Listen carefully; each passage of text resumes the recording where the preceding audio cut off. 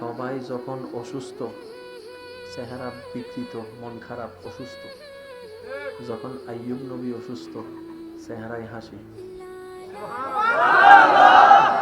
সুবহানাল্লাহ, সব এখানে জমা রাখেন, ঘরে যাইয়া কইয়া। আইয়ুব নবীর চেহারার মধ্যে হাসি আর হাসি। সবাই চলে যাচ্ছে, মুখের মধ্যে প্রশান্তির হাসি। সবাই ওনাকে বকাবকি করছে, মুখে প্রশান্তির হাসি। সব আপনরা পর বানাই দিচ্ছে, সোনার মুখে প্রশান্তির হাসি।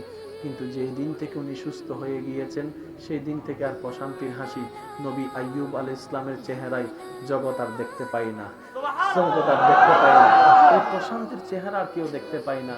এবার জগৎ জিজ্ঞেস করছে, অসুস্থ থাকলে সবার মলিন চেহারা, তা তো বোঝা যায়, সুস্থ হলে তো সবাই আনন্দের হাসি, সেটাও তো বুঝতে পারা যায়। ও আইয়ুব নবী, আপনার মামলা তো পুরা উল্টা, বিষয়টা তো বুঝলাম না।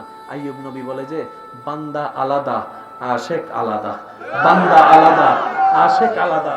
তুমি বুঝছো, তোমার চিন্তা শরীর ব্যতীত হচ্ছে, হাসবো তো হাসবো কিভাবে? আর আমি হেসেছি কেন জানো?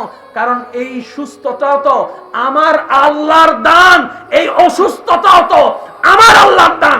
আমার আল্লাহ খুশি হয়ে আমাকে অসুস্থতা দিয়েছে।